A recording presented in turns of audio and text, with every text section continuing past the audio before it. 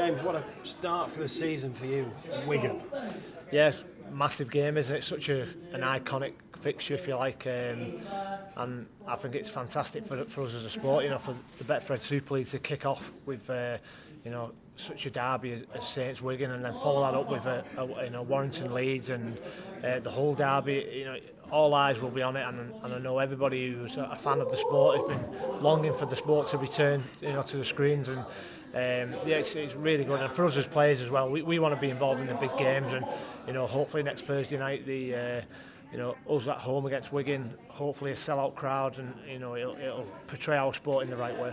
A lot of people don't know, how big is the rivalry between you and Wigan?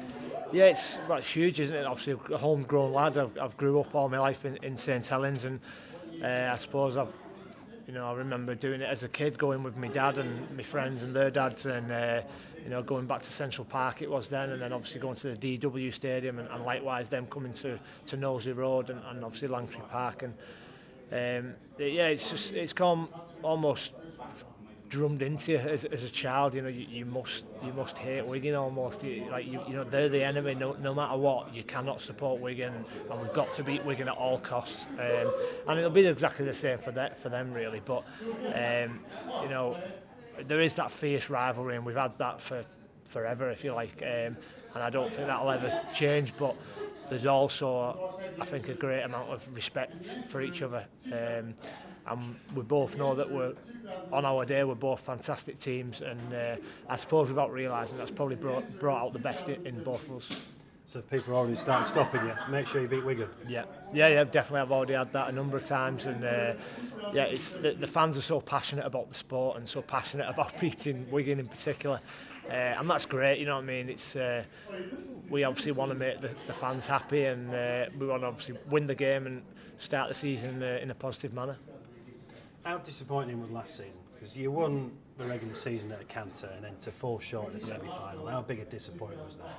Yeah, well, when I think of the season as a whole, I think it was pretty successful in terms of we were probably, it's fair to say, the better team for the whole of the year, and very consistent. We went on obviously to win the League Leaders' Shield, but we just fell short in the two semi-finals, and it is kind of heartbreaking, but sport's pretty tough at times, and that's our job as players to rectify that. So was disappointing the way we performed, probably in especially the Challenge Cup semi, but the playoff semi-final we were winning the game with 6 minutes to go, and it's just fine margins, I suppose, at the elite level of sport that can determine if you're winning a trophy or not. And we obviously want to rectify that if we can, and I suppose we'll do a little bit of analysis and try and work out what went wrong. But yeah, we'll be doing everything we can to kind of carry on the form of last season. But if we get ourselves in them positions again, then do it right this time. So for Saints fans watching, you're going to be challenging.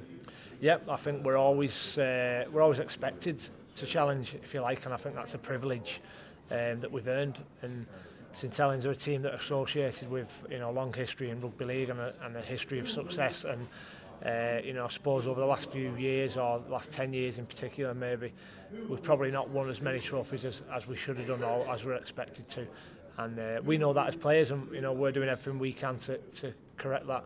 So we'll be challenging this year, and hopefully I can get my hands on some silverware.